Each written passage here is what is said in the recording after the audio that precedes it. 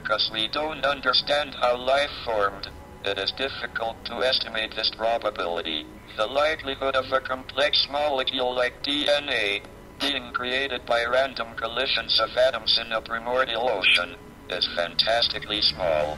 In an infinite universe, it would happen in some places, but they would be very far apart. If we want to find advanced intelligent life, our best bet is to listen for radio signals.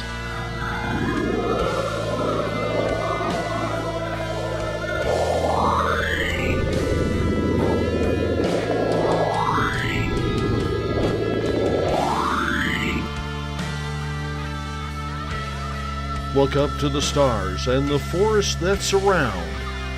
Do you see them? Do you hear them? Are they there?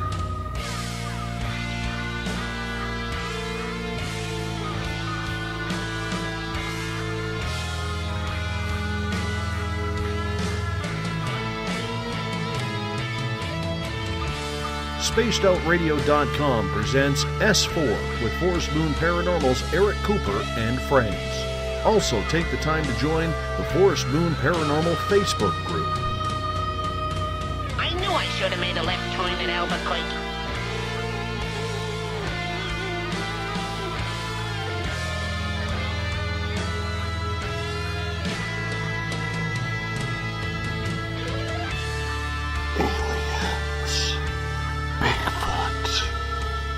Conspiracy, Area 51, Dogman, Ghosts, Cover-Ups, UFOs.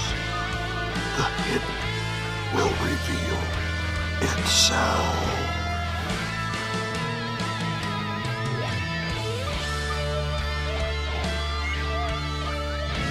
It's one small step for man, one giant leap for mankind.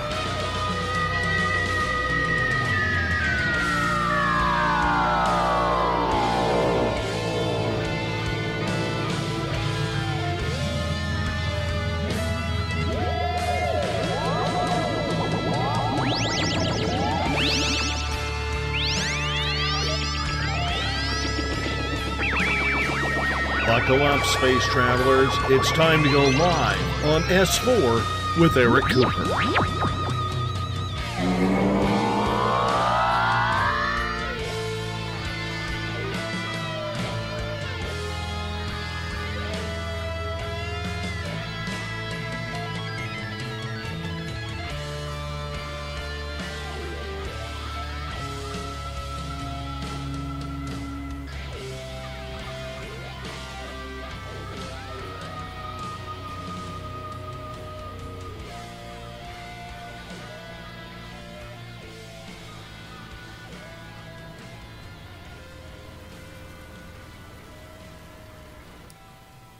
Good evening, ladies and gentlemen, and welcome to S4 with Eric Cooper, broadcasting live from the beautiful mountains of Concrete, Washington.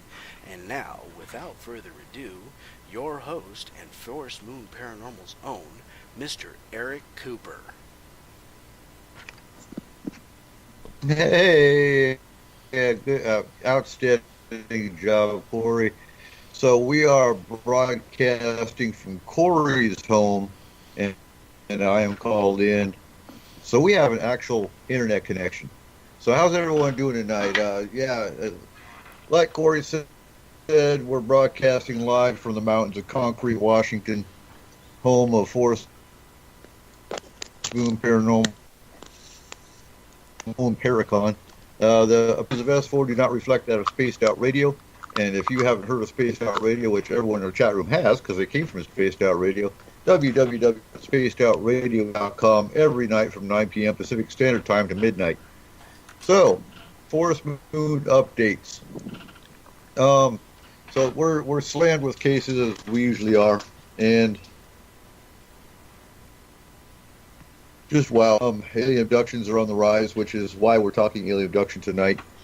We have T-shirt sales on the Forest Moon site. We are a legal nonprofit in Washington State, so if you'd like to help us out, we have a a GoFundMe set up for whoever wants to help out. May 12th is Paranormal Discussion at 11 a.m. at the Lone Star Restaurant. May 13th, Forest Moon Paranormal's Training Day. Every second Saturday of the month at Lake Grandy Campground, 2 p.m. is on Wilderness Survival and First Aid. So, I keep getting asked this question. Outstanding. Markham is in the chat room. Always good to see Markham, so I know he's a busy guy. But so I keep, I'm so confused. Why do we have wilderness survival training and first aid in a paranormal group? And when I uploaded all the files to the library in Forest Moon Paranormal's group, I get asked, what's wilderness survival got to do with paranormal? So, Corey, why do we do wilderness survival training? We do wilderness survival training because, well, for one, as you stated before, we live in the mountains. Secondly, we have Bigfoot. We have other things that happen in the mountains. And if you're going to go up doing research, you're going to go up doing investigations, if something happens, you get separated from your group or something, you better know how to survive up there in the mountains. You can't be going up like these guys on the television shows in khaki shorts and a t-shirt and nothing else with you because you ain't got a camera crew to hand you a bottle of water or some food or warmer clothing if something happens. You're on your own.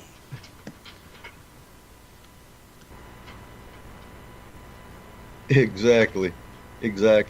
And not many other teams I haven't seen even remotely touch on first aid. Medical skills are a must for this field. So, yeah, and that's exactly how I answered that question, in that rather than me spending money on a whole bunch of printouts, I uploaded the files on 48-hour pack lists and whatnot to our library. So you can put it on a memory stick, or you can go print it out yourself. And you know exactly what goes in, your 48-hour pack. So that answers that one. So June 9th is a paranormal discussion, Lone Star Restaurant, 11 a.m. June 10th, we are actually going to go over UFO and abduction investigation protocols. That will be our next training for next month.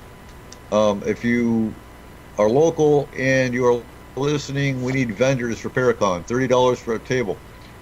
And we have 28 VIP tickets left still.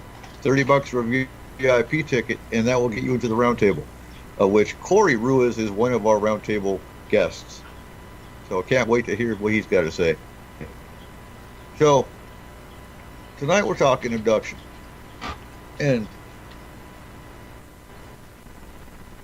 last time we actually did an abduction show was last year. Abductions are on the rise. Now, is that because more people are coming out and talking about their experiences, or is it actually because there's abductions on the rise? Personally,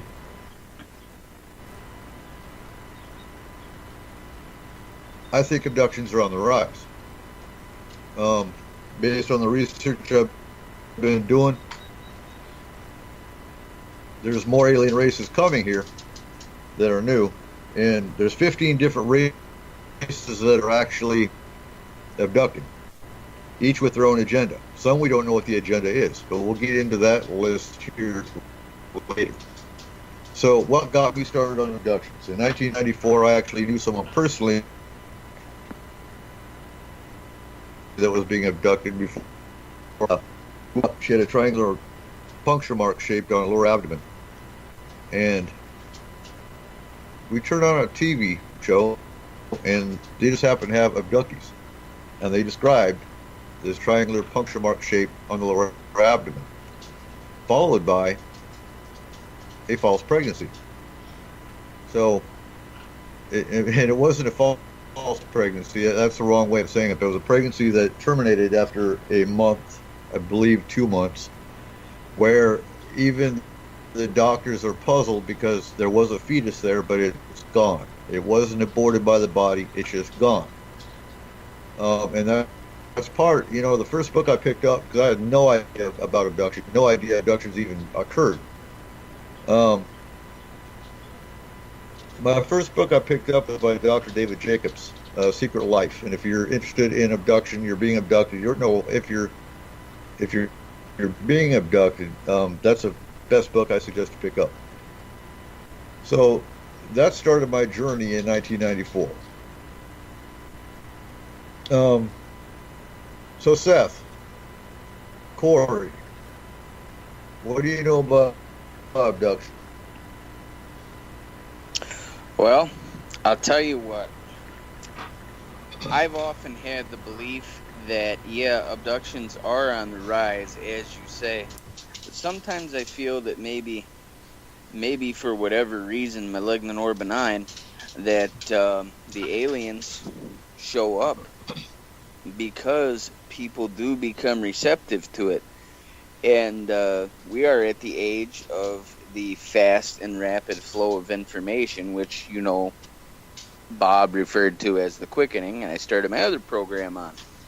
And because of that, I feel like maybe the good aliens are feeling us out more and trying to make a more subtle approach, as subtle as it could be for someone to show up in your bedroom in the middle of the night. Whereas I think that the races who are in opposition to us, standing in the face of that adversity, I think some of them are just sick of the way things are going, and that they're not really afraid to, quote-unquote, flex their intergalactic muscle and show us. You have your Kim Jongs and your Donald Trumps and all that, but we have our force field dog with a built-in laser. And you guys are just going to have to bend over the table and take it from an intergalactic standpoint. But when it comes to abduction, based upon my research and then based upon experiences in my family I can give you, but I'm going to give you with some of my research, there are certain traits, Coop and Corey, not signs that you've been abducted, that's in another document, but there are certain traits that kind of can almost, not necessarily 100% guarantee it, but they can almost guarantee that you're going to get abducted. Or maybe you're in the process of it. Like if you were experiencing sleep paralysis, back in the day they would call it the old hag syndrome, where they would claim to see an old hag at the foot of their bed or perhaps sitting on their chest or something, and they really can't move unless whatever this creature decides to relinquish their control back to them. So sleep paralysis and hallucinations just before you're going to sleep or right upon awakening is one thing that you can look for. Recalling, another one is like recalling false or odd memories. Like a lot of people, what's real common is one of the screen memories is seeing an owl. Perhaps it's, in a weird place. Like maybe you go to a flea market and you're in a steel building, and this steel building or hangar may very well resemble a ship or a room or some alternate place that you've been taken, and out of the corner of your eye you might see an owl there for whatever odd reason, a weird screen memory or false memory. And your levels of absorption too, where it's related to, like, when you're asleep, you notice your dreams are way more vivid than they used to be. And check your medication list first and foremost. As paranormal investigators and researchers, I do have to tell you guys, if you go in your medicine cabinet and you see maybe that you're on a higher dose of this or a higher dose of that, you do have to rule that out before you can completely say that this is what it is. But you might have a more vivid dream or more lucid or longer dreams. And sometimes just you may wake up and feel one day, and I'm not knocking anybody's faith or belief system or anything like that, but you may wake up and you may realize, hey, I've experienced something, or I've been part of something or witness something that just counteracts everything that I've believed. And you can't quite explain it. Maybe you've had a spiritual awakening of some sort. And for whatever reason, you may just be in tune with the cultural aspects of it without really knowing it. Maybe you're one of the people of the thousands of people I just linked this program to from my end here in central New York. And you may be thinking, well, a lot of this stuff is sinking in and I haven't really researched it. I do have more on that, but I'd like to hear what Corey has to say, and you too, Coop. Well, to add to what you're talking about there, you know, we hear a lot about the malevolent abductions, but something I was hearing discussed another time was, you know, we wonder why people continually be abducted so many times over and over long periods of time, and how long they've been doing it. And, you know, I guess the answer is what a better way to watch what the progress is of our race than to continually do it over time. You get to see everything in its minute steps as we progressed. So I think some of the abduction has to do with that scientific aspect of it, whether it's good, bad, or indifferent. But I do think that we're seeing a rise of the amount of abductions, and the question is why, and I don't know that one myself.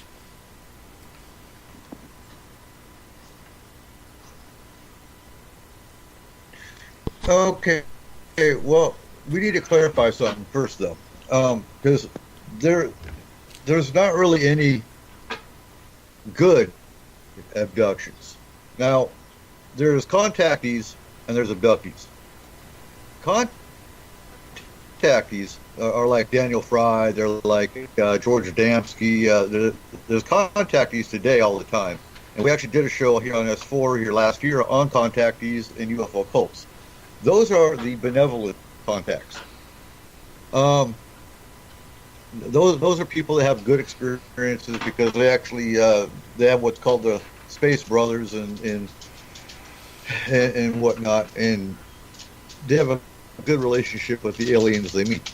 And we'll get to that in a second.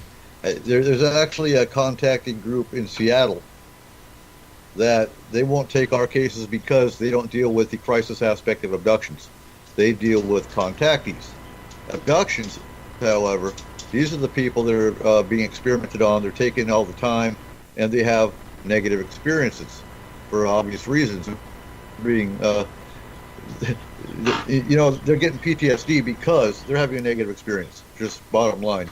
When you're poked and prodded and whatnot, and in some cases they're actually forced to have sex with other abductees on the spacecraft or with aliens.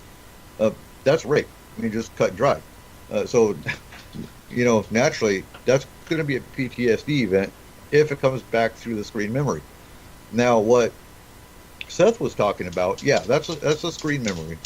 The owls, there's deer, any animal with a large eye, because the grays, which are the more common abduction alien, have large eyes. They can screen themselves in whatever way they want, but they have large eyes. They can't hide that fact. So it'll come through as an owl or a deer because they have big eyes. Now, what comes through, and we're going to get to how we help people here shortly, but I don't like hypnosis. I don't like hypnosis because that's the common way that abductees find out they're abducted. For the simple fact that sometimes you don't want to open that door because then you're actually dealing with when those memories come back after the hypnosis therapy. And then you have there was an experiment done where normal people went in and came out thinking they were abducted, because you have hypnotherapists that ask leading questions. You have to, you don't, they went in normal and they came out abductees because of the way they were asked the questions. So I don't condone hypnotherapy. I'd much rather an abductee use a dream journal and write down their dreams, write down their experiences, and it'll slowly come back. Mm-hmm. Now, thinking about what you just said, I have to address something. I'm not going to mention any names, but we had a situation earlier in which someone had mocked, and I'm not talking about just flat out denied that was there, but mocked the existence of this phenomenon. And I have to say this. If you are an investigator of any sort, of any paranormal ilk, and you're into this, and you are in it for the money, then you are in it for the wrong reason. If it comes and you sell a t-shirt or you write a book, go you. But if you're not in it to help people or help the spirit or whatever, you're in it for the wrong reason. And when you come to me and you basically tell me, or I see you tell others, that the experiences they are having are not genuine, how dare you? These people who have been abducted, and just like what you have said, some of them have been forced to have relations with these alien creatures or other contactees against their own free will. And these people come to you with a similar psychological mindset of someone who has been physically, emotionally, and sexually abused. And you take someone coming to you with that, they are having to deal with the emotions that come with it. And if they were not familiar with this to begin with, or even preconditioned in any way through generations in their family, they're having to come to terms with the fact that their reality and everything as they know it has been bent. And that's the scariest kind of disclosure than that proverbial landing on the White House lawn, Coop and Corey. And they come to you with that, and they're coming to you in confidence, and they're telling you, you know, Corey, Coop, I got to talk to you guys a minute. Last night, there were about 3 or 4 of these things standing at the foot of my bed, and they were hissing. And the next thing you know, I'm on a steel, cold table, and I'm being held down, and I'm showing images of the world being ripped apart. I'm seeing body parts here and there, and then they're putting things in every orifice that I have. And then you say, you know, ha, screw you. I don't believe you. You're a crackpot. You're mental. These people, there are some abductees who have actually committed suicide. This is a real serious thing. And if you are going to mock these people, if you are going to ridicule and belittle these people, then on my behalf, I don't want you associating with me or listening to anything that I broadcast. We are here to help. And when you do that to those people, I hope that you can look in the mirror and have a semblance of humanity left.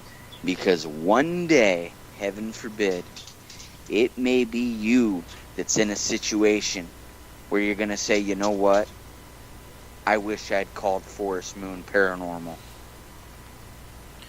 You know, I have a major issue Well, with trolls. And they without a doubt, just piss me off. I mean, because the bottom line is you've got people that are looking for help. They're in a group, say, looking for help, and you get somebody that comes in there and starts trolling somebody. It just makes me angry. I mean, even if it is a case of psychological issues, help them. Get them help. Find them help. Don't ridicule them. I mean, all you're doing is causing whatever trauma they've got going on, whether it be spirit, alien, or psychological, to be worse if you're trolling them. You're doing no good to humanity. We had a troll in one of the chat rooms earlier on SOR, just being a jerk, and I basically told him just about how far he could jump off.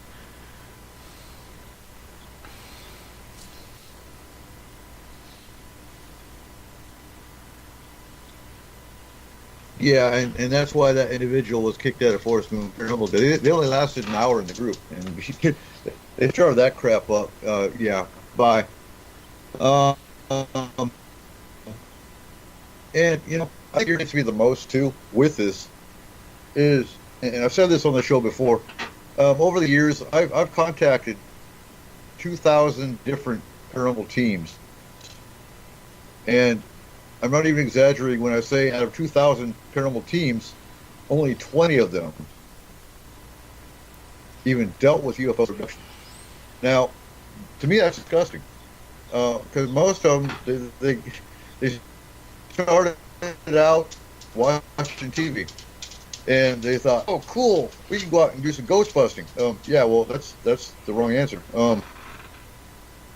When most of these people hear the word paranormal, they think just nothing but ghosts and haunting. And that is traumatic. Indeed, don't get me wrong. Waking up with scratches and bruises from a spirit and being pushed downstairs, that kind of stuff, that's traumatic. I can understand that. But we can remove that. When you have an abductee, you can't just remove that. So you've got an abductee that's being traumatized just as much, if not more to me, than the one that's being attacked by a spirit. But we can deal with that. Whereas, like I said, we can't really... I mean, one day, we're trying. So that's why helping abductees is so important. And it really irritates me that we don't have more paranormal teams out there that are looking at this. So how do we help abductees? You know, the first thing that helps an abductee, to be honest with you, is one, letting them know they're not alone and they're not crazy. Because you got someone that's waking up with strange marks in their body, nosebleeds all the time, seeing little aliens at the foot of their bed. And we're going to do some historical cases here later on in the show, but that's the first step towards healing. Sure, they know that we can't necessarily, obviously know they're not going crazy. The next thing I tell them is start a journal, like I've said before, and I preach that all the time. Start a journal of activity with your date, the time, detailed description, pictures if you can, and the weather, because the weather does affect your dreams. And first and foremost, seek medical help to ensure there isn't a medical problem, first and foremost. Because if you're waking up with nosebleeds alone, that doesn't mean you're being abducted, but it might mean you have high blood pressure, it might mean you have thinning of the blood, it might mean medical issues. So what we tell our clients all the time first is, you know, it's always best to go seek medical help. Once they clear you, then for sure. Then what we're looking at doing is getting in peer support groups that's facilitated by a psychiatrist or a therapist at least, that is peer support led. I already brought up my feelings about hypnosis, because I do prefer conscious recall through dreams or memories coming back than I do hypnosis therapy. Mm-hmm. So, okay, what do you guys got to say about that? Anything to add? Go ahead, Seth. Well, all right. Well, I was waiting to see if you had anything, Corey, but I'll add to what you had to say, Coop. A lot of the listeners may not be aware I'm a sniff behind Markham in my degree for science. Once I get some issues taken care of, I'm probably going to pursue my bachelor's in the medical science. But one thing that I specialize in is understanding the readouts that you may get from a doctor's office.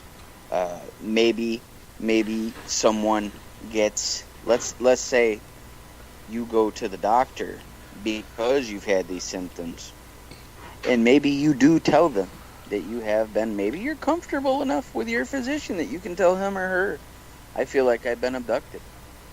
And if you feel like you have that relationship with them, more power to you. But what you need to realize is that after that doctor's visit, there are going to be codes on a readout that you should get. Normally in most doctor's offices, you'll get a readout, which is a summary of your visit. And it'll be your bill and then some. You'll see these codes. They switched them over. They were ICD-9 and now they were ICD-10. And what these codes are, guys and listeners, is they are indicators of what you were seen for and what you were diagnosed with. And there are certain codes. A while back when I was writing on the Spaced Out Radio blogs, you guys can go check out my blogs. Some of these codes are indicators of what has been done. There are codes, believe it or not. They are not in the official ICD-10 coding books. But there are codes describing certain instances with alien encounters, such as maybe someone has had a myocardial infarction or a heart attack because they saw an actual ship landing. Maybe they had a heart attack during an abduction. Maybe they had a heart attack during a procedure during the abduction. If you guys see where this is going.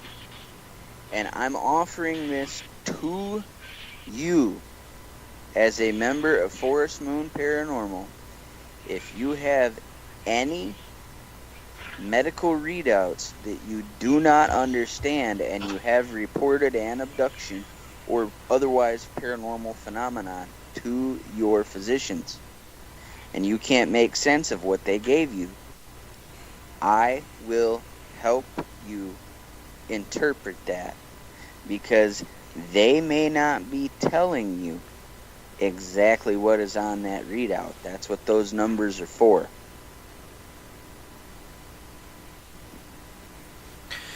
Look, I think it's extraordinarily important to, if you're having some weird symptoms with your body and stuff, to go get checked out by a doctor first.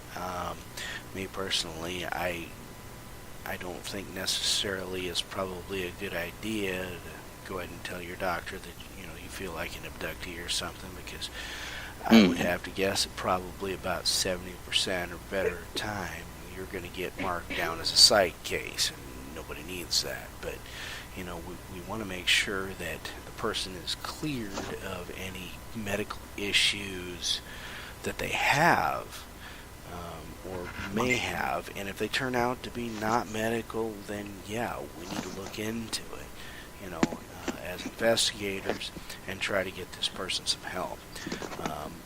I also think that it's key critical to try to find somebody in the psychological field that is open-minded enough to be able to deal with these type of cases and not look like somebody like they're crazy, but to help them deal with it. I think it's critically important that we find these people and that we get some groups set up to support. Like Cooper said, it should be peer-led, but have somebody in the psychological field there that can help. It's important. We need to see if we can't get this thing going, and I think we have an opportunity here in Washington to try to make that happen a little bit. So I'm kind of excited to see where that goes.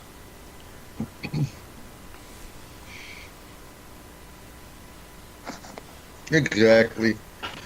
Now, some of the signs and symptoms. We're going to go over the list here. We're going to discuss them. The first one is nosebleeds at night. Usually at night,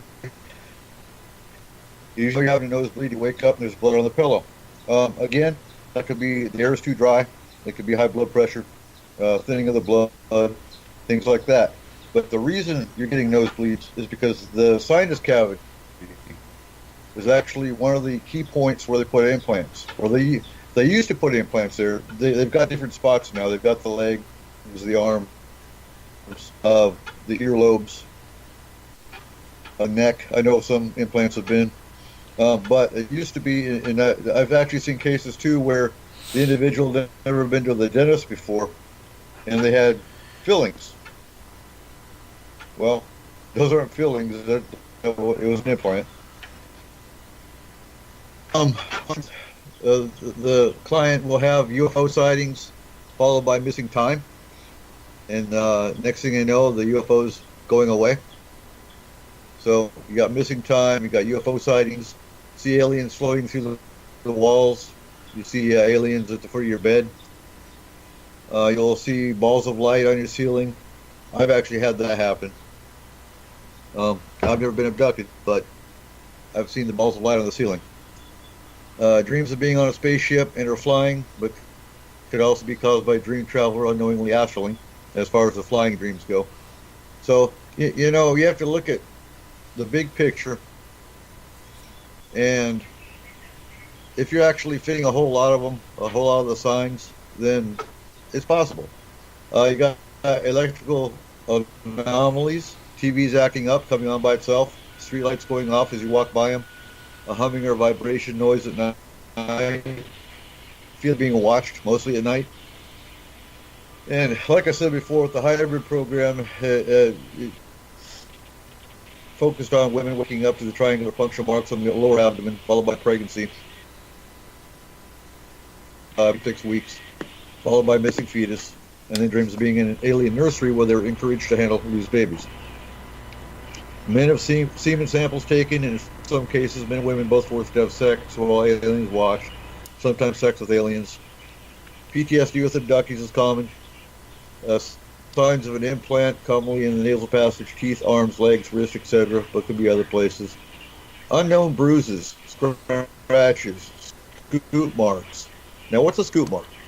A scoop mark is usually on the legs and the arms, and it looks like someone took a real small spoon and scraped the skin away, kind of like making an indentation in your skin. Fear of big eyes, deer, owls, etc., due to masking process. And these are the main signs and symptoms. Now, when we get a case, I do triage on the case. Basically, I have a set of patterns for spirits, for entities. It's memorized. But we have a 9-page pre-investigative questionnaire that goes out. And Section 8 is all abduction. And most of our signs, most of the key signs are on there. There's other signs that other people go by, and that's you feel special, you're prone to the environment, things like that. I don't go by those. I go by the physical signs. That's the most important. The other signs that they talk about, they could actually, that's where in the not too distant future, of the signs of what makes you a hybrid. So you guys got anything to add? Yeah, actually, there are a few things.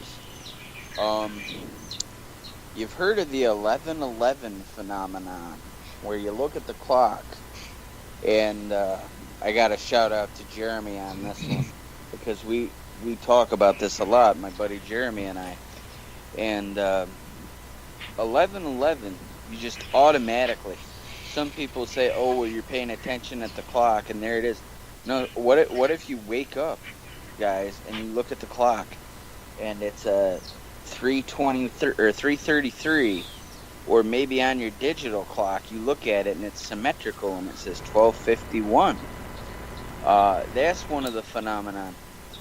Another thing Some of the new places that had been reported to me for implants is, yeah, there's the back of the wrist, there's the hand behind the ear, maybe in a tooth like you said, but some are now being reported to go under fingernails or toenails. Maybe they may end up in like a lump in the back of your head. That's one thing with the implants. And then another thing that was noticed is actually on several different questionnaires that I saw is an extremely reoccurring event of deja vu. Some people have it almost on a daily basis. And it's said that with some of those abductees, no matter which race is abducting them, this is another story, but with some of those abductees, what is happening is those abductees have the ability of precognition, and that these encounters with the alien species is kind of heightening that in them. And so they're having deja vu to the point that it mentally throws them off. It's like, I'll tell you guys too, you said that the mantids are being on the rise. Well, back, and I told this on with Dave, and I told it on The Quickening, I told it on other programs, but back when my wife was pregnant with my son, we were a brand new couple. We were in an apartment, we had a mattress, we had a couch, and we had a little bitty TV in our bedroom. And then we had our food, that was it. And our mattress was down on the floor, we didn't even have a frame. I wake up from a nap, and when I wake up, there is a 6.5, 7 foot tall mantid right in the doorway of the bedroom. He's kind of halfway there, and he's looking. And he's not lurched over or anything like that. He doesn't look like he's in attack mode, but he looked like he was just looking and observing. Well, naturally, I jumped up out of the bed to try to attack the thing, and I dove for it. Like I was going to try to tackle the shit out of this thing. Now, guys, I don't know if I went through it or if it was so damn fast that it just got the hell out of there. But for whatever reason, instead of hitting it, I hit the wall.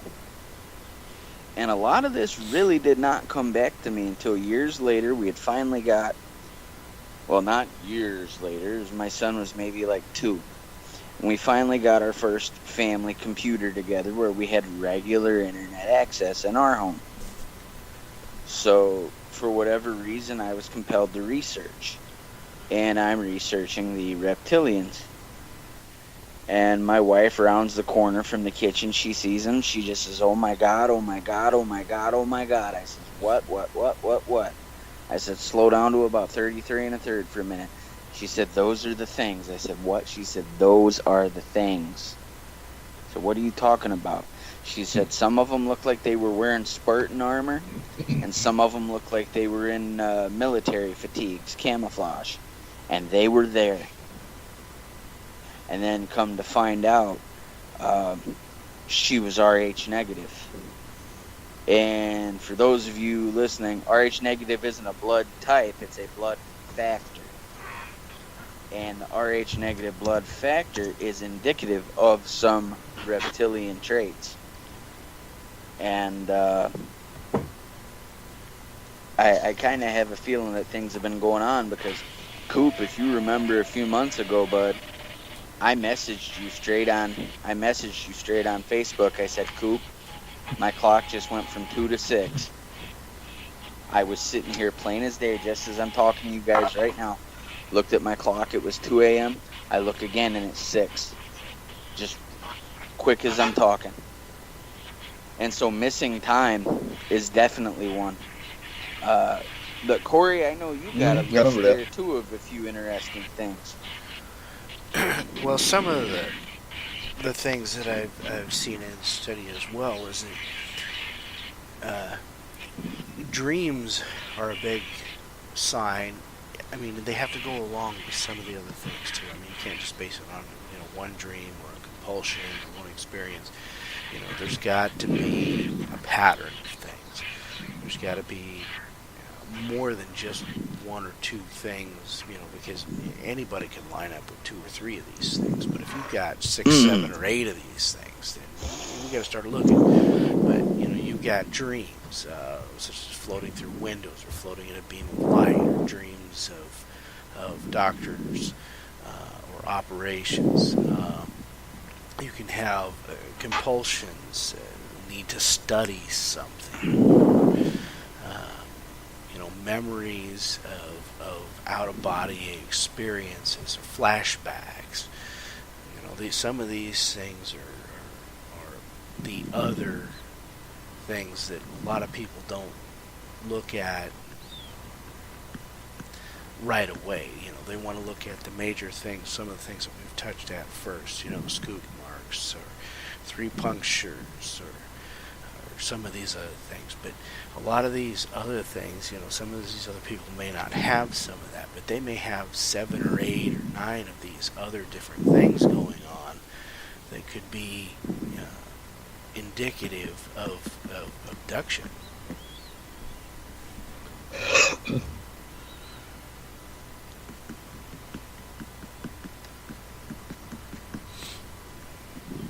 Indeed. So now we're going to go into the history of abduction. And abduction has been going on since the beginning. It's not something new. A lot of the cases from the 50s until current are obviously still going on. But Italy. Torino, Italy is an alien hotspot due to location and other reasons. In 100 BC, Julius Obsequens reported a round object that flew from west to east. In 91 BC, there were some reports. 42 BC, he reports a sun missile rose from with a great noise from the earth soaring to the sky. So that's Torino, Italy. Now, Torino was Italy's first capital city in 1861 and home to the House of Savoy, the royal family. The Torini were an ancient Celtic Ligurian alpine people, and they are rarely mentioned in history. But in 230 AC in Torino, there were girls that were abducted. They belonged to 3 different families. So as time went by, the families gave up hope with the exception of Felicia Selvo, mother of Monica, which she was a 12-year-old missing girl. Her and her 2 sons traveled everywhere looking for an answer. The 11th century was the darkest period of the Middle Ages, but trade slowly picked up, and Felicia met with traders from the eastern lands when they were in Genova. And these traders described the heavenly creatures who came down to get the daughters of men. And they were also told about the Mater. Now, if you've been listening to our show, go back and actually we haven't talked about the Mater because the Mater actually go listen to the Alien Races show that we did months ago. I think the Mater were actually in that show. And the Mater actually make the Greys and the reptilians look like puppy dogs. They're a nasty race. Them and the Velash. That's just something new I'm learning about in the last month. So she went back to Torino and she met up with the other 2 families. And they formed what today is known as the Black Swan, which I'm trying to find. I'm trying to find out about them because they've actually been around since 1031 AD. And they hunt and they kill aliens out of revenge. And they never got their daughters back. So why the Black Swan? Because in Torino, the Black Swan is used as guard dogs. Just over 500 years later, in 1550 AD, 2 more families moved from Sicily to Torino. They had the same experiences and joined the order. So those 5 families still run the Order of the Black Swan today. And it's funny that you mentioned that. They've been fighting the Mater since 1034 AD. Thousands died doing it.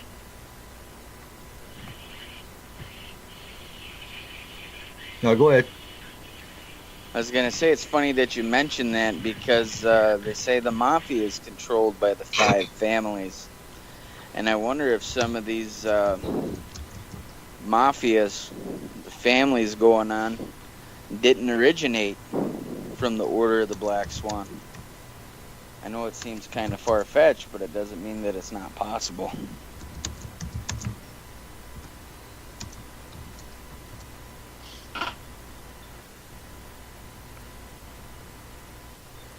Indeed. So, who is abducting and why? So I've got a list. The Greys work with reptilians, but the Greys have their own agenda, and that's basically their hybrid program, which back in the 90s, the Greys were abducting to create hybrids. And what we're finding is today, it's actually the hybrids that are doing the abducting now. Now, is it still the hybrid program? I'm really not sure. I'm assuming it is. The reptilians, they are also abducting for science and snacks. Reptilians, we're back to them. The Mater, well, they're a parasitic race. They're the worst of the worst. They conduct more abductions than any other race. They have intentions to colonize the Earth, but due to the Council of Five, which if you go back again and listen to our Alien Race show, you'll hear more about the Council of Five. And the Council of Five pretty much keeps the Mater at bay. Now, the Apheme, they come from the constellation Lyra. They call themselves Aphemes Bianski because of a war they had fought against a race called the Splansky. The Splansky had 12 times more members and 30 times more ships and resources, and the Apheme still won. So they added Splansky to the end of the race name as a warning to others. They have blue spotty skin, darker for males, lighter for females, very small species. Their planet is called Crimea Alpetri, and they are highly technologically developed and can get here from their planet in 20 minutes. They don't need oxygen, as a large percentage of their planet is hydrogen. They have colonized 10 planets non-violently. When close to humans, cannot be seen unless they want to, but humans will feel anxiety when they are near. Their ships are small spheres, and they come here to study human deviation, which is important to them in determining the further development of the human race. So, not really sure if they're actually abducting as much as they're watching. So if you feel watched, that could be the Apheme. The Dries, they're abducting for reproduction, creating hybrids. Most of these races are creating hybrids, and that comes into play with the 2017 to 2022 window. So the Lang, a very small race that confuses fairies. The reason they abduct is unknown. The Dorsey, they ate humans and other aliens. So when you look at some of these races that are eating humans and other aliens and whatnot, it makes you wonder if that's part of the reason we have missing people. The Alcobata, again, their reason is reason unknown. The X1Z, also known as the X, are doing medical experiments. The Kili Tokert, again, reason unknown. The Havhanu Chondrus, they eat humans and drink their blood. Abductees have not returned, obviously.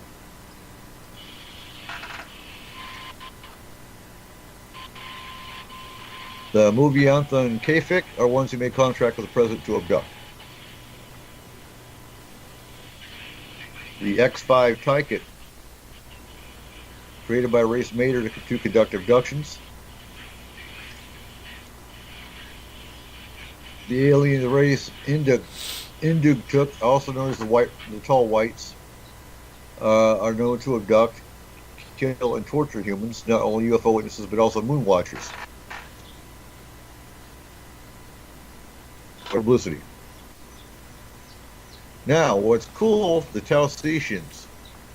This race is here to assist abductees with issues with the Greys and victimized by the Greys themselves as a race and are here to help. Our military has captured a Taoisean from a crash retrieval near Phoenix, Arizona in 1961. They named him Hank. The main reasons the Taoiseans are here lie in raising awareness of how to deal with subversion of societies by ET races, identifying corrupt elites and institutions, uplifting human consciousness, and developing strategies for negating advanced mind control techniques. So, you guys got anything to add? Corey, you got anything, boss? Not at the moment. Go ahead, man. Alright, well, some of these races, I don't necessarily have anything to add, Coop, but I have a few questions as I'm sitting here listening. Because when you guys are behind the microphone, that automatically turns me into a fan who just happens to be on the right side of the microphone when it comes time. But I gotta ask you, in your studies or your knowledge of this, has any of them ever switched sides or changed motives? Because like Bob, you know Bob, he was talking to me before how across some parts of Canada now, in different places, that cats are being messed up like the cows are, where they were draining the blood and stuff like that and leaving them in the fields, and now they're finding like the same cat miles and miles, and sometimes thousands of miles apart, where they're evenly sliced, not necessarily in half, but you know what I mean. They're evenly sliced. Their entrails are bone dry. There is no blood. It couldn't be any more surgical if Moses had parted it himself. So with that being said, I want to know what your take on that is.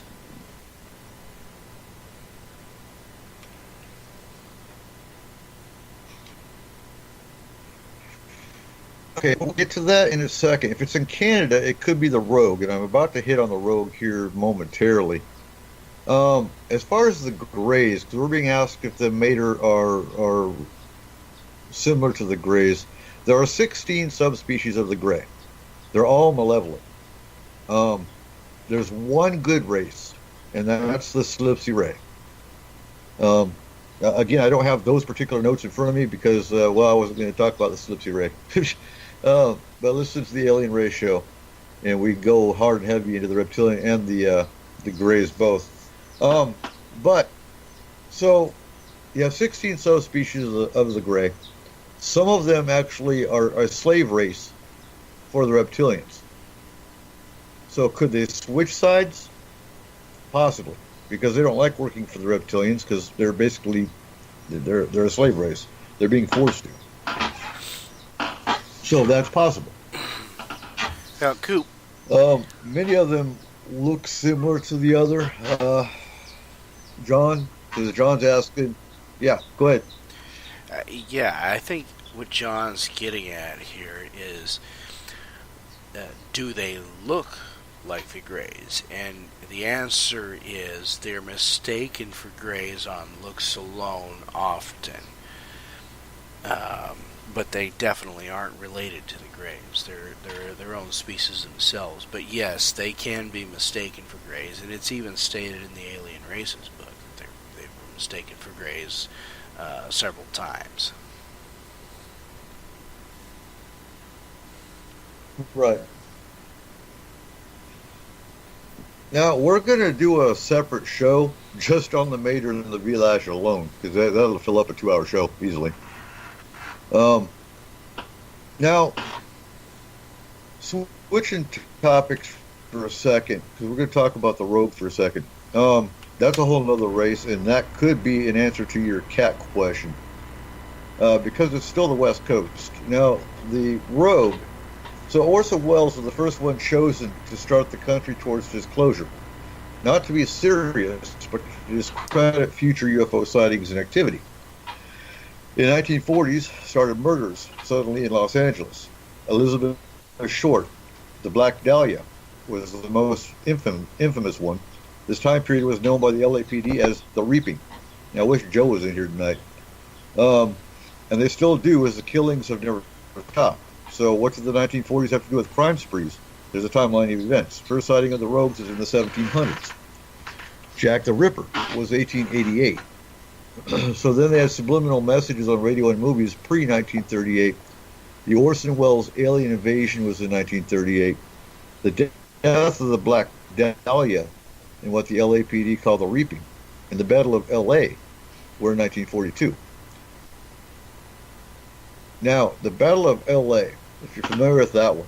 So, the Rogue is what they're called, but they're also called by people that don't know them as the Rogue as shadow people. And they permanently installed themselves off the coasts of California and Italy. And less than 2 years in Italy was the RS-33 Cabinet, the agency in charge of all alien investigations, contacts, and relations, immediately reported to Mussolini. Mussolini then called his son-in-law, Galizio Ciano, the Italian consul in Shanghai, and in 1936, Ciano became Italy's foreign minister and head of the RS-33 Cabinet. He traveled to the USA and secretly met with John Nance Garner, the vice president of Roosevelt, to discuss the alien race off the coast of California and Italy. They'd already attempted contact with them and knew there was no reason with them, so they started creating stories about them to discredit future sightings. So one rare photo was captured of them in Alaska in the 1930s. In 1937, they increased their presence by starting 2 new bases off the coast of France and Germany. This was also discussed between Ciano, Hitler, and Daladier during the Munich Agreement. Meeting September of 1938, Ciano coined the term for this race, the Rogue. So eventually it was found that this race had been on Earth a long time. People reported them as far back as the 1700s. Australia, 1793. Australia again, 1861. Australia again, 1940s. Oregon of the United States. So their craft looks like a disc with an antenna on top. 1924, Rouen, France, New Zealand, and finally LA in 1942. But in LA in 1942, they actually shot at them, and that's where you got the Battle of LA. So their bases are all underwater. They don't interact with other races. Little is known about them, but they choose and kill people randomly, and they're extremely violent. We don't know their purpose. When they kill, authorities are told to leave the case alone, and those cases are closed as suicide, accidental death, or simply unsolved. They are most active January to March of each year. So why have pattern that's March? So July 27th of 1888 was a round object described as a pot lid. It was over Reading, England. November 3rd of 1888. That's when Jack the Ripper was hidden. So, if you look at the body of Black Dahlia in California, and you look at the body of Jack the Ripper's victims, they're both mutilated the exact same way. So, that's another theory. Nobody's really proven who Jack the Ripper was. Was he a rogue? That's always a possibility, because they're only shadows. And these are shadow people that are actually, they wear a hat. It's not an actual hat that they're wearing. It's actually the device that keeps them a shadow. Some of them wear a hat. Some of them wear a cloak. So when you're investigating as a paranormal investigator, you pay attention to, because some shadows are just, they're spirits. They can be entities. They can just be shadows. But if they're wearing a hat or a cloak, that's when we start paying attention. You guys got anything to add? Yeah, actually, real quick. Claudia has a question that she had for you. Let me read it off here. She says she wants to know who the ETs are. They wear robes and they share information with you. Like every time they abduct you or visit you, they share information.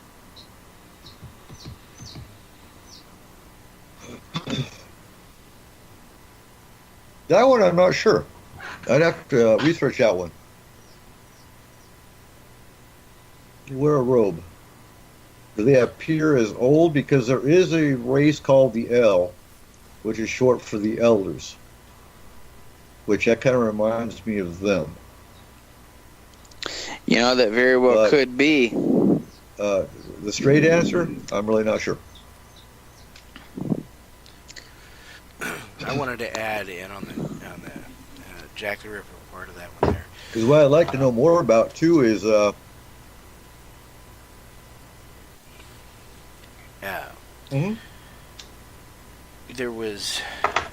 was listening to a guest on Spaced Out Radio who actually went into Jack the Ripper stuff, and now you know, it could still be something to do with alien, but a couple of things that fell in there was that during the time that Jack the Ripper was active, was the first time that they had come out with rubber-soled shoes. So they had wondered how he had gotten away so quietly and easily during that period of time. You know, if he'd had those shoes, yeah, he probably could have got away easily enough.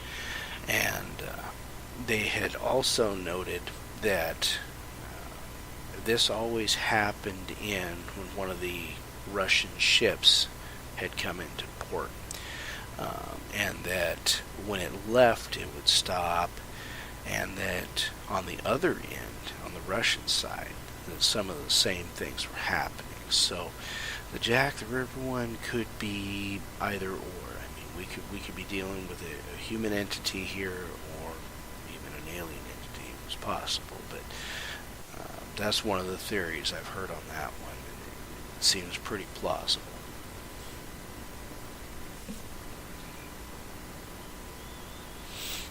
Exactly. It's all open to conjecture, and I mean, they brought up the fact that it could have been one of the bobbies, or one of the cops there. It could have been anything. And what's mysterious is it just suddenly stopped.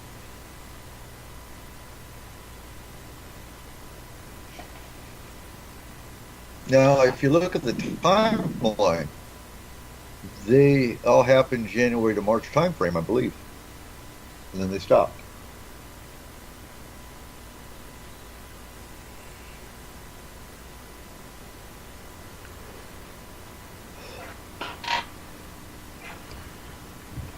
I got one for you. So yes, again, for our listeners, if you want, real quick, if any of our listeners want the ARB, the Alien Races book, shoot me a message, and I'll send it to you in an email. It is free. It was published as free, so there's no copyright violations. Nothing. Dante Santori is the one who actually translated it from Ukrainian to Russian to English, and it is a free download. And for anybody who may have Go ahead, trouble, Seth. What do you got? Well, I was going to say also, for anybody who may have trouble reading that, like you've mentioned before, we've had our Alien Races programs.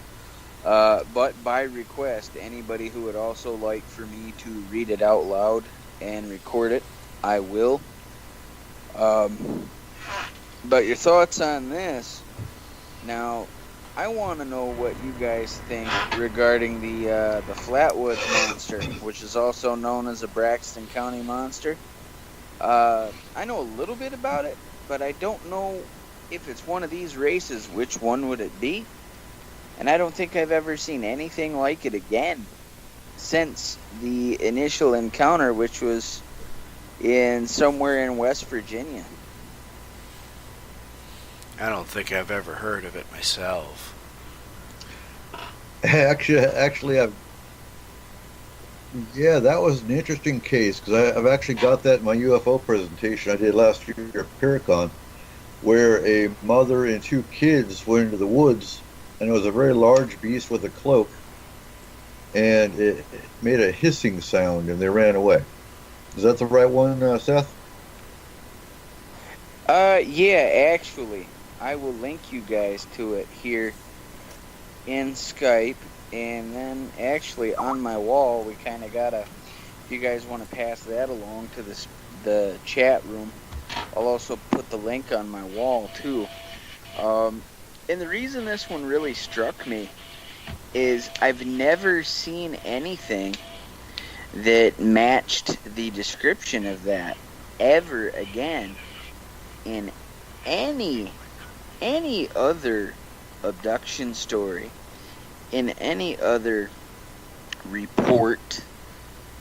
I've never seen anything close. So that makes me think that perhaps there was a reason as to why these things were only here once.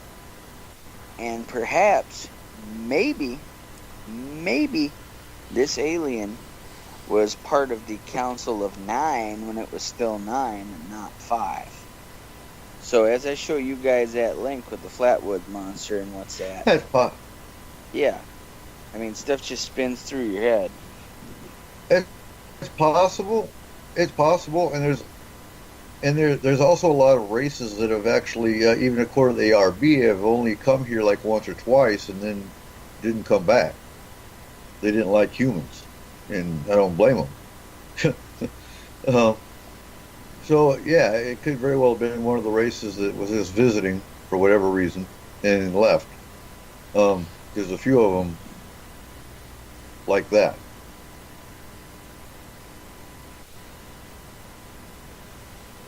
So what I like to know is more about the Dyatlov Pass, and Dante actually has a lot more information on that too, but it hasn't been released yet.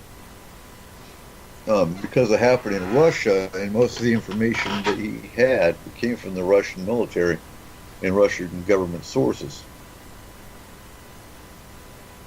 But so far, I haven't run into anything he's got to disclose any more about that one.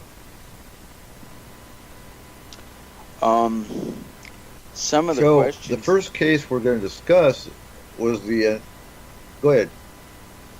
Well, one quick question I had is, and I've had it from more than one person, is with all these races coming and going and all the traffic, for someone who is just getting into this, maybe they're listening to this for their first, second, or third time, and they're listening to the signs and symptoms and they're writing it down on their checklist, excuse me. And they said, well, Corey said this, and I believe that's happened to me.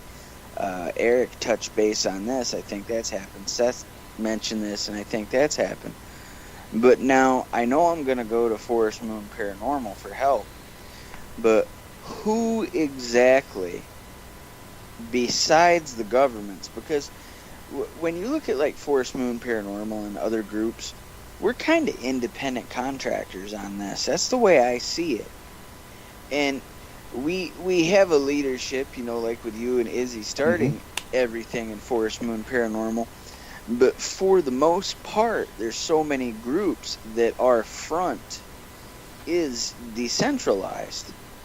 So with that being said, who is keeping track of this traffic? Other than the reports from the abductees, who is keeping it so that you can look in your stuff and you can say, all right, well, yeah, so-and-so coming here is on the rise, and maybe these little blue fellas aren't showing up as much as they used to. Where can you get that reliable information?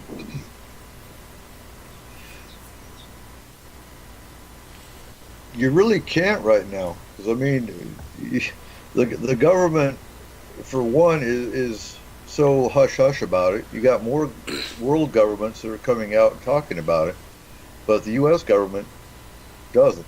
Now you've got MUFON, but again, this is just me personally talking, but I've dealt with MUFON. I was with MUFON back in the 90s. And they were nothing more than a debunking agent. And they treated contactees and abductees like trash. Now, I believe that's changed. I would hope it has. But they don't really share information. They do in that I do get reports from them as far as how many UFO sightings have been from each month and whatnot. I get reports from Filer's Files. If you go Google George Filer or Filer's Files, you can get on the email list and you can actually get reports every week, and that's global.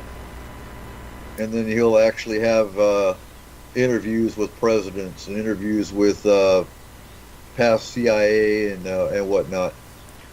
But other than groups like Forest Moon and the very few other paranormal teams out there that actually delve into the UFO and abduction side, and that's a hard one because there really isn't anyone tracking this other than us now. And the alien races side of it, we've only recently started tracking in the last 3 months, and that's because we found the ARB and we're getting deeper into the alien race side of it. I wanted to Does that answer the question? I wanted to go back to a question you asked a minute ago about that other sighting. And I looked at the link that you had there for a second. It reminded me of something. So I went back in the ARB here for a minute and found something that might match up to what that was. There's a race called the X5 Tycoon. The race was created by the race Matir in order to be used as slaves, and that is still how they serve. They are often sent by the Matir to security-sensitive regions, working as messengers, and also conduct abductions. They can live forever as they are not organic.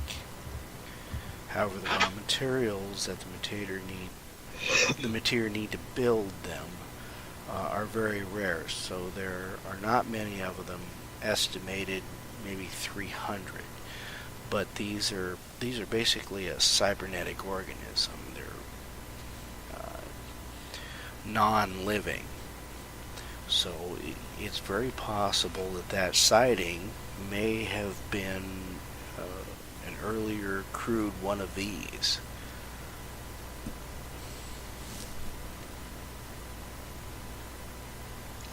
I like that. I like that you got that right in and makes researched sense.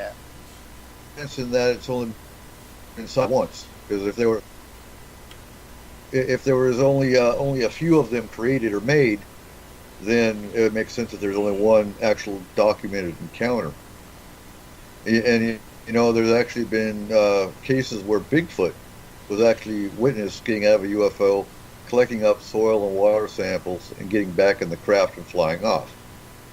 Now, could that be a screen memory? It very well could be.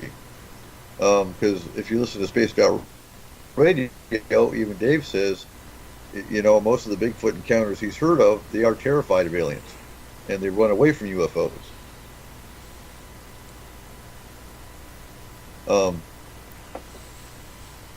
They were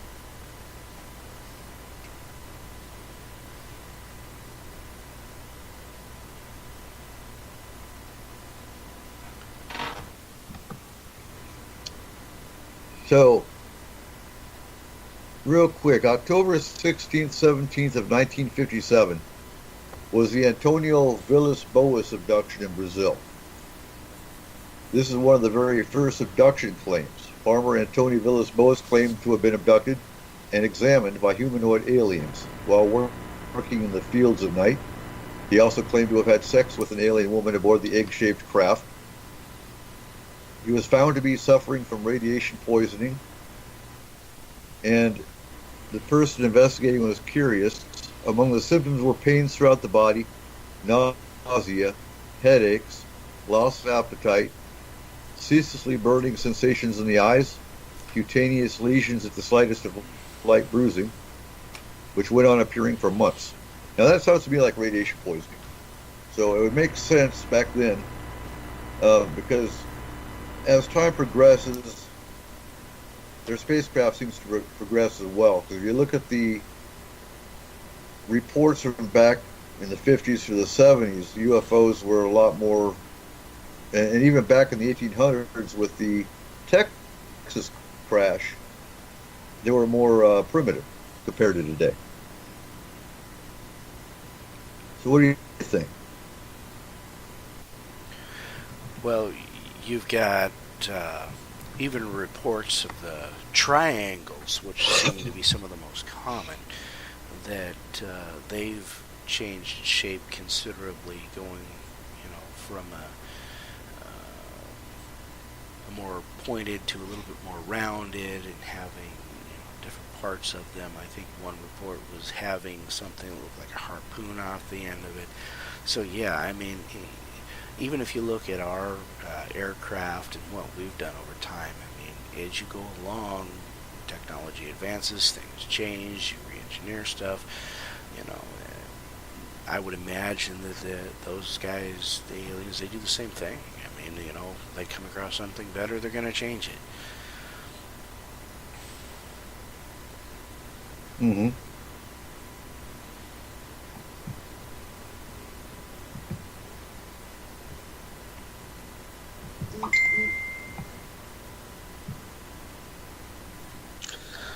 Oh, that was a lot. Yeah, I totally agree. Totally agree.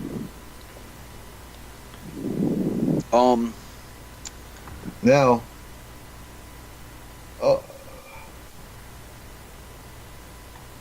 also, what we're working on is we're going to try stopping abductions with our astral team. And we've got a case we're working on now where we are actually trying to stop abductions from occurring. And hopefully it's successful. We'll see. I have a theory that I want to pitch on the air. As we have a lot of experiencers listening, we have a lot of enthusiasts listening. I always say you're an experiencer first and a paranormal enthusiast second, because what brings you to it is essentially your experience. I don't know if there's very many people who are firstly enthused about being abducted in the middle of the night, being woke up. My sleep is sacred, and if you wake me up, someone better be missing a limb. So with that being said, I have in my hand right now, it is a 1-watt laser, and this laser has a focusable beam on it. With this focusable beam, I can make it as tiny as a pen, where it will incinerate anything that is dark colored. I can carve in wood with it. I can carve in metal with it. I can also make the beam wide, and I can shoot it straight up into the air so that this thing is big and wide like the bat signal. When there is cloud activity, I can make this thing bounce straight off the clouds.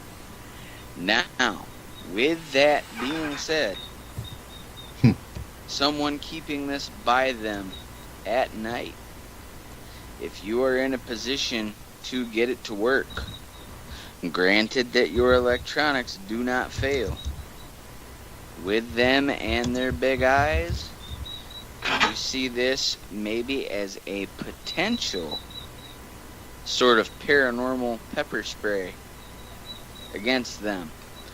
That's one thing. And another, there was an abduction, I don't remember if it was on Above Top Secret, or there's one that's aliens-ufos.com. I don't know if that's active anymore. But there was an abduction story. Maybe you guys have even heard about it. I forget the name. But the fella, he remembers being taken aboard the ships ever since he was a kid. And then right after his grandmother died, he remembers seeing his grandmother on the ship with the reptilians. And she was actually a reptilian who disguised herself and led him down the corridors for whatever procedures. And I don't remember the complete details, but he said that this particular breed of reptilian were malabsorbent, meaning they would absorb their nutrition through their skin, through their scales. And so he advised at actually putting a perimeter of mustard or mustard seed around his bed. And he claimed to have never had a problem with them again.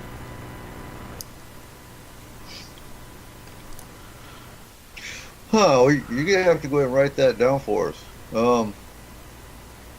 Yeah, write that down, if you could, in a file and send it to me, and we'll see about checking that one out. Now, while you're on that topic, with rosemary is good for negative entities.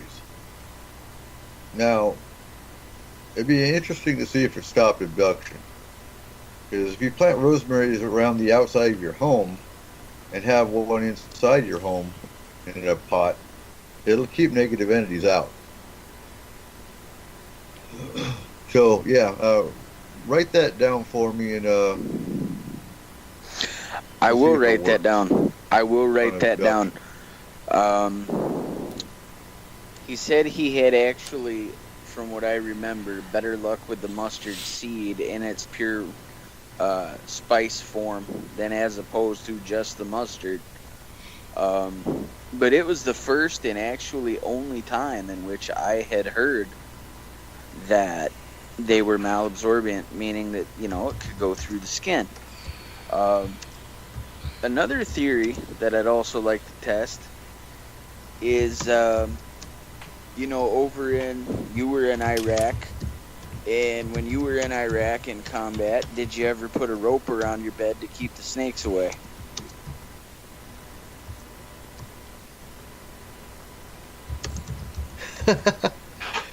No, because well, you know, I should have tried that in Somalia, actually, because Iraq I didn't worry about it. We lived in trailers. Mm-hmm. But in Somalia, we did sleep in tents. So yeah, I didn't. No, you know, in Iraq we had cobras. Mm-hmm. And, well, I guess in Somalia too, but we never saw them in Somalia. We saw them in Iraq, though. But I didn't worry about snakes so much, because what was cool in Somalia, we had mongoose as well. We had a mongoose through our tent. There you go. And so we didn't have a snake problem. We had more of a centipede problem. I mean, these centipedes are like 4 inches wide and about 6 to 8 inches long, and poisonous. Everything there was poisonous. So, but no, we never tried the rope. The rope trick. I want both of you guys to weigh in on this too, because we're all about protecting the people here. Think about this one. You remember when we were little boys and you'd make the red ants and the black ants fight one another, and you'd try to see who'd win?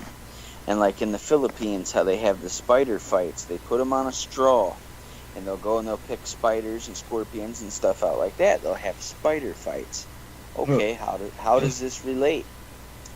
Now, with all these hands in the pot, Corey and Coop, all these different things visiting and causing all these damn problems, is there anything, if you're so desperate and you can't fight them off, is there any way that you can increase the potential of a different alien or entity coming to visit you that has such an animosity toward another alien or entity that if they were to end up in the same place at the same time, they're going to forget probing your ass and go at each other's throats? Is there a chance of that at all, or is that not even worth mentioning? I don't know if you're going to be able to call them to get them in the same room, but I think if by chance it happened, sure.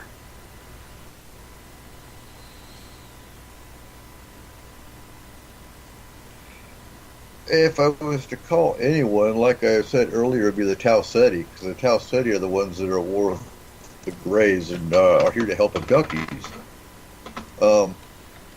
Now, with the Velash and the Mater, they actually hate each other. They're allies. But if they get bored, they start warring each other. So, and they've actually been jealous. There was one point in time where I think it was the Velash that was creating hybrids, and the Mater were pissed off because they weren't getting any hybrids, and they started attacking each other. So, I don't know, I wouldn't want to call on either one of them, but real quick, Markham is talking about camel spiders, since you brought up spiders, and I remember the scorpions as well, William. But yeah, camel spiders, the body of one is as big as your fist, and then picture large legs. We used to chase them around with remote-controlled cars, because I ran a pagan group in Iraq, in Telefar, and we actually had a pagan shop that sent us remote-controlled cars, big remote-controlled cars. So we'd get them all fired up and go chasing camel spiders with them. But yeah, those things, and they're flesh eaters. And we thought they were chasing you. They're not. They were actually chasing the shadow. They didn't like the sun, so they were chasing your shadow when they ran after you. But they ate skin. They didn't like blood, so they'd eat your skin. And when they got to blood, they'd back off and leave. But yeah, there's some nasty-ass spiders. Huge. Sounds like some of my cousins. Damn. Damn. I'm sorry. What's that disclaimer again? So, okay, the next case we've got.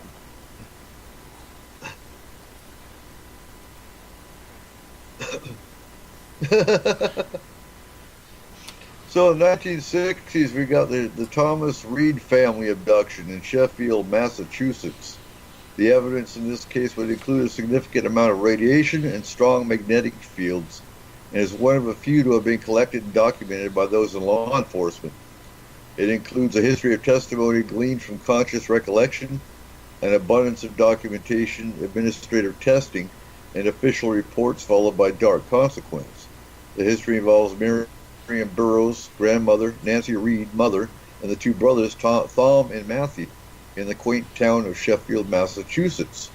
In the 1960s, Thomas, who was age 6, and his younger brother, Matthew, experienced life-altering events. Due to their vulnerable age, these encounters had an enormous impact on them, crushing their belief systems and denying the two boys of the reality of normalcy and spirit. Both have conscious memories of the lengthy experiences with non-human entities and being taken aboard a tarnished, circular-looking vessel where an image of a willow tree was displayed. So here you have a classic case of screen memory. It still remains embedded in the mind of Thomas to this day. So you're looking at this kid, he's probably terrified still of willow trees. During a fall evening in Massachusetts, and after a barrage of bright bursts of light, a flash fired through their bedroom window, Thom was engulfed and Matthew was now speaking to an empty bed. An odd stillness accompanied the light and seemed to be what left their mother Nancy and their grandmother Marion in a cataleptic state in an adjacent room. See what they do, because there's a lot of cases where just one mate is taken, the other one's switched off. So you're laying there asleep, you're taken, but your wife or your husband, who you just tried to wake up because you're terrified because you saw these little grays at the foot of your bed, you're not going to wake them up because they're turned off. And that's common in crowds too. You'll have cases of crowds. The whole crowd is turned off while you're taken. Now, why are you taken? Let's hit on that real quick. Some cases, it's genetic, and if you're taken and you look back through your family line, you talk to your grandma. I bet your grandma was taken too. May not know it, but a lot of times, even when you talk to abductees today, they're adults. They remember and recall being taken as children. Mm-hmm. And it actually goes back to their whole family line. And in some cases, you you made a contract or your family made a contract with the aliens in a past life. And that's come up in Spaced Out Radio as well, where Elizabeth England has actually talked through her channelings and through her remote travels, where it goes back to a past life, and those contracts can actually be revoked. If I recall her talking. Okay, this is a whole line. You know, in the Sheffield, Massachusetts case, you've got these kids.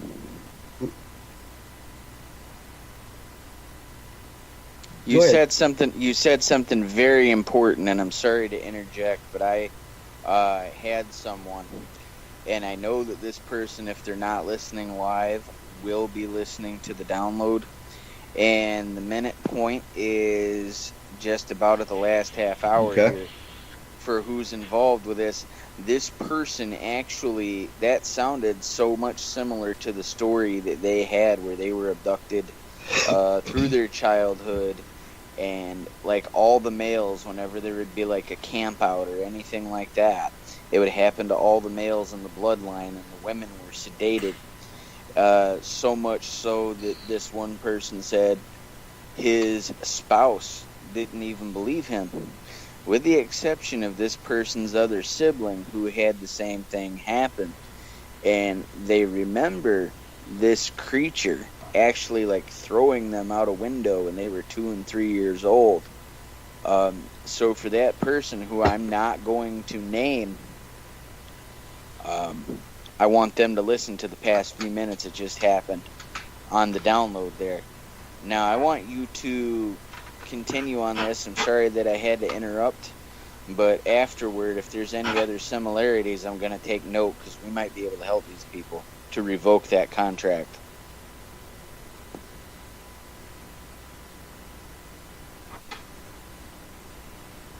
Right, and I'm not the one to talk to about that one. That would be Elizabeth England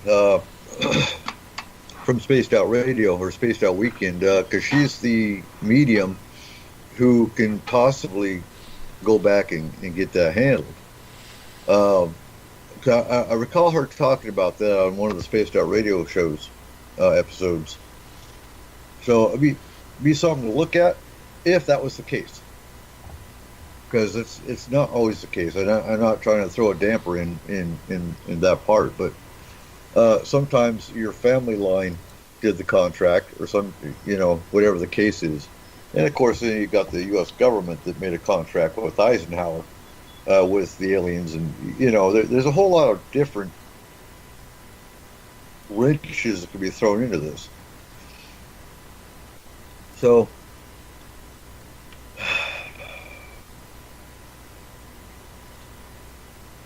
I get exasperated. I just do. Because, I mean,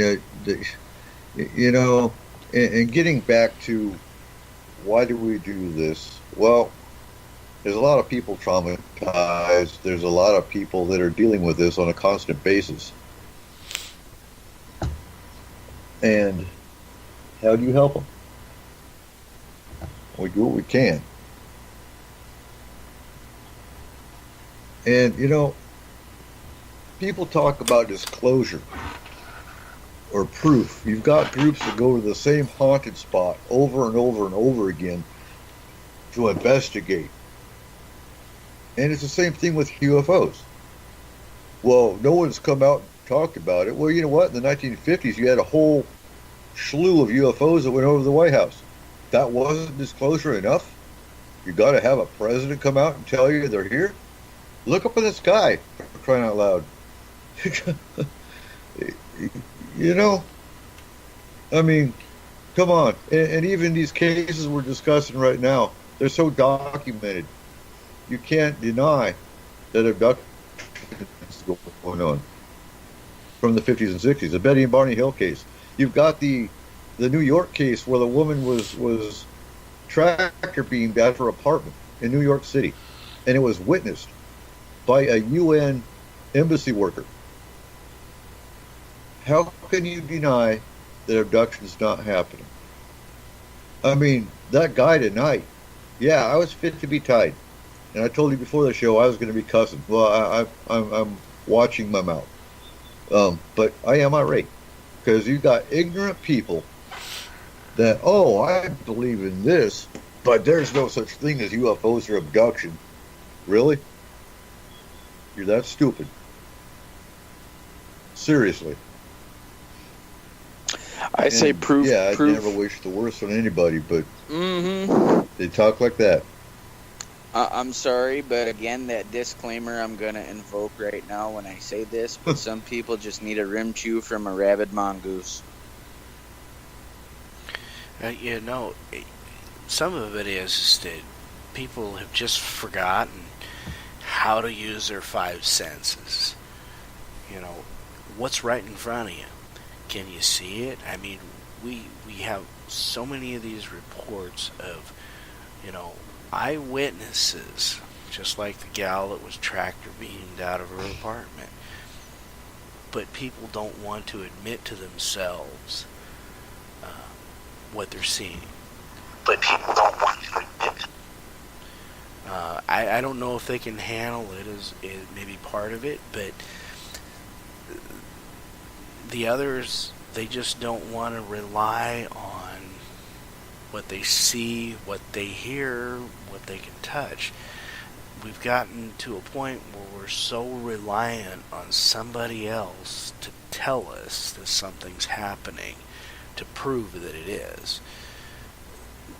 That's why we're where we are anymore, and people keep going, oh, well, nobody has said anything. Nobody's come out and proven it. Can you see it? Did you touch it? Did you hear it? Well, if you did, what more proof do you need?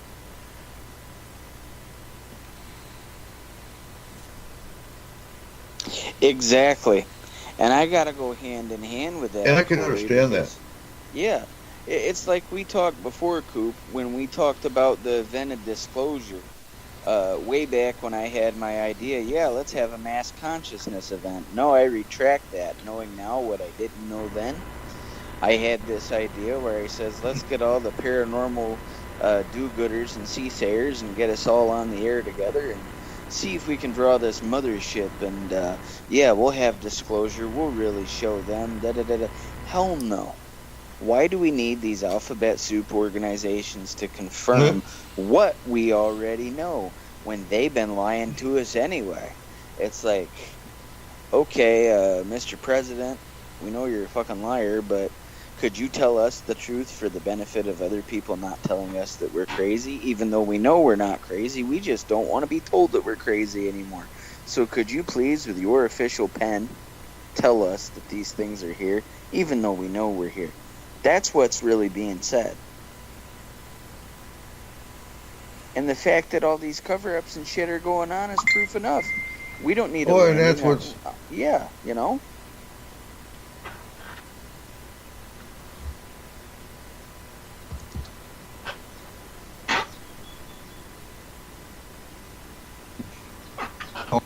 No, and more and more people, and I was going to bring this up too. There's a lot of hybrids here. They don't know they're hybrids. We're going to do a whole different show just on hybrids alone. But 2012 was predicted by the Mayans. And everyone speculated, oh, is it the end of the world? No, it wasn't the end of the world. It was actually an awakening. It was an awakening period where people, their vibrations were going to start going up. And I'm not talking a bunch of New Age crap. It really ain't. What I am saying, though, is more and more people would start seeing things. More and more people would start finding out what they're here for. More and more people would see the truth. And you see that today. You see more and more people. I'm in 60 different paranormal groups, pagan groups. And I look at numbers. And I see new people joining these groups all the time. Are they just learning about the paranormal? Some of them are. Some of them are really, seeing things for the first time. Their eyes are opened. And more people are getting away from organized religion, which is the best thing they could ever do. Organized religion is nothing but a control factor, a manipulation factor. And once they get away from that manipulation factor, that's when their eyes start opening up. That's also when it gets real scary for these institutionalized religions, these organized religions, because then, and I'm not talking down on people who are religious and spiritual and faithful. I'm not talking down on the individuals. I'm talking on the groups who say, okay, you know, I had one where my father-in-law years ago, he was trying to, you know, what he thought was being better and stuff like that. And so he's sitting at home one day after church, and he decides he's watching the basketball game.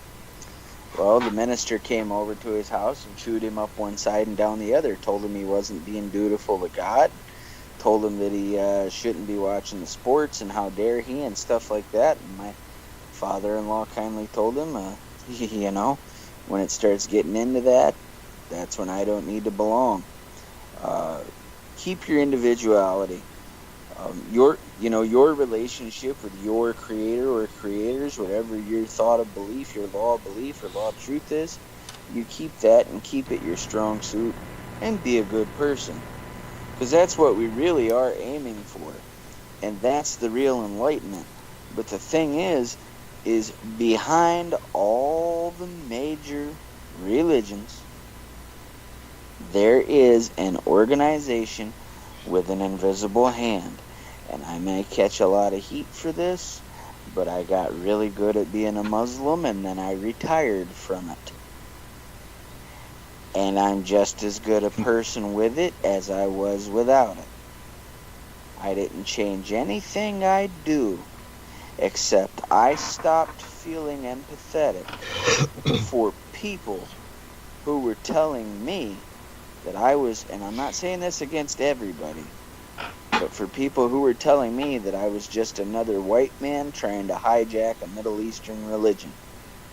But when you look at these religions, the three biggest faiths in the world are the ones who are doing the most killing, the most wars, and the most taking advantage of their people. And I think that if you keep your relationship with your spirituality to yourself, and I'm not saying be ashamed of it, but don't make it part of your outward person. Go out in public and show people who you are. And then when they say, okay, that's pretty cool. Okay, well, that's the Christian in me. That's when the good side comes out. That's the Muslim in me. That's the Jew in me. That's the paganist in me. And gasp, that's the Satanist in me. I mean, when we had all these, the Charlie Hebdo attack, for example, and, you know, in France they said, Jesus Charlie and all that. And people had started in on the Muslims again because of the actions of a few. They actually had Satanists in Dearborn, Michigan, who were tweeting, look, we see that you guys are getting messed with. We'll help you guys walk home. We'll help you guys take a ride safe on the subway. And think of all the flack that the Satanists are getting. So, that's my 2 cents on that one. Getting away from the religion aspect of things, but going back to the point of seeing the increased amount of people into paranormal groups or pagan groups, I think a portion of that is people being more comfortable now coming out talking about this stuff and trying to find out more. The other thing is, I think it's part of the double-edged sword of paranormal TV, the infotainment, because it is becoming kind of a pop culture thing almost. More people are looking to either figure out their experiences that they've had, or just want to know what is this thing. You know, the downside to it is when they get into the wrong groups, such as, and you know, I don't care. TAPS is one of the groups that, tells people a lot of the wrong things.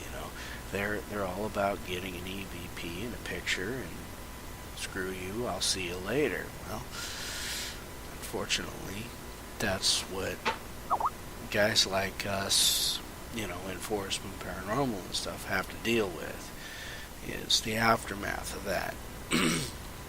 I wished that there was more good, solid, easy, accessible information out there for people to go look for, where they can find themselves a good group to get their questions answered or, pursue their interests.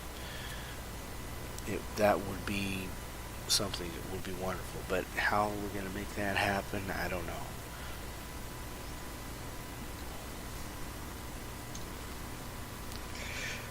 It's a matter of education and promotion, which is what we try to do every week. And there's more and more people. I think you've got fringe groups. Your average paranormal team that's only in it for the wonderful little EVP and the cool picture, they'll last about a year. And then they'll fall off and they'll drop by the wayside. For proof, go to the Paranormal Society and see how many of those groups' websites are actually working. See when their last website update was. Was it 2012, 2013? Yeah, they're a dead group. See if their phone's still working.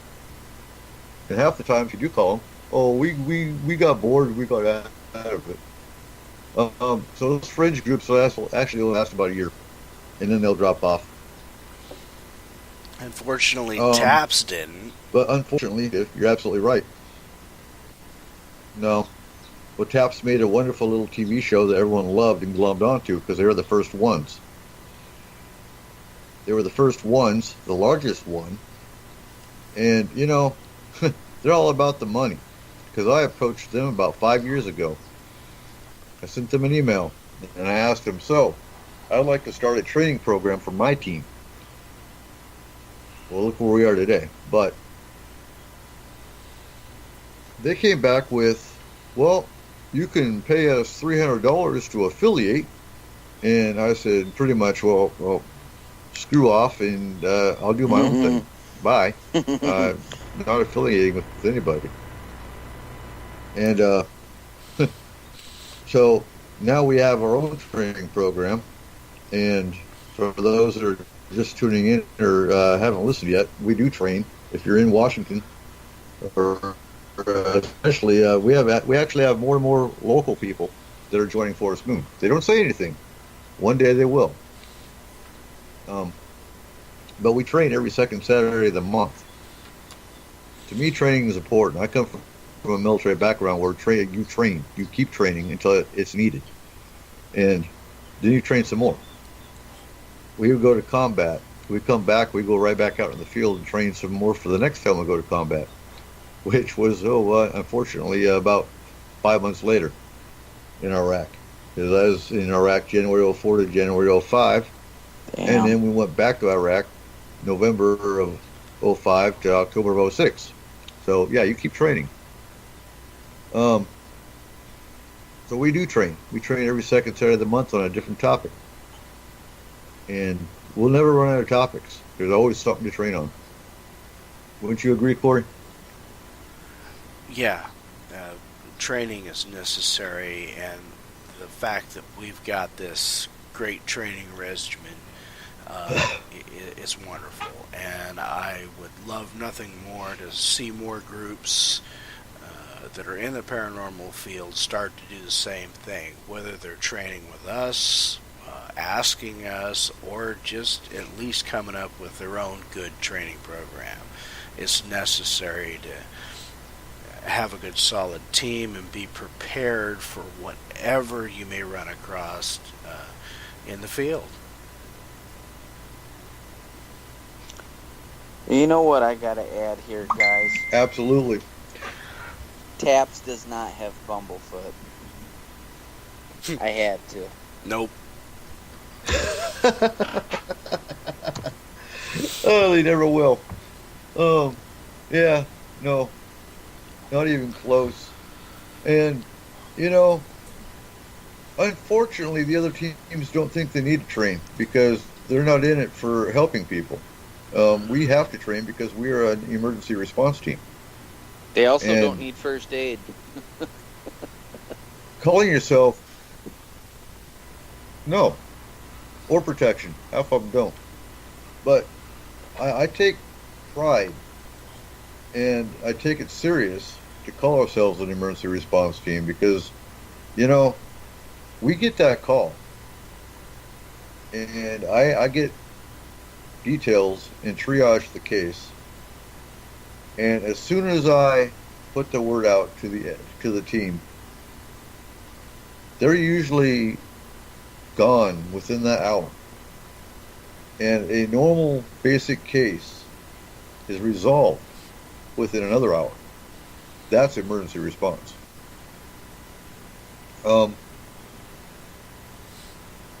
So Seth pretty much locked in my mind what our topic's going to be for next week, and we're going to do alphabet soup. We're going to talk about the Bilderbergs, the Circle, and all the little secret organizations within the government. A big jump from alien abduction, I know. But you know what? The more you look, the more they're all tied in. One hand washes the other. You can't tell me the aliens aren't manipulating. Yep. You can't tell me these aliens ain't manipulating all these secret government agencies. Because they are. Very much so. And you know what, guys and girls? And with For that, all you listening, yes. until next week, what's that?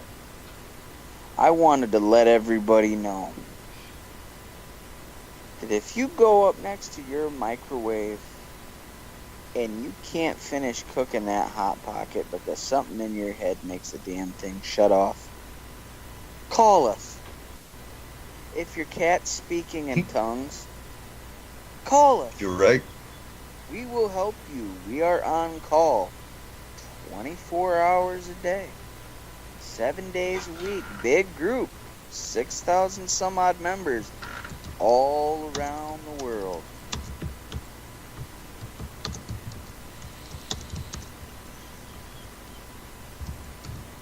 We won't only believe you, we'll listen. Exactly. You know, on that, y'all have a good week.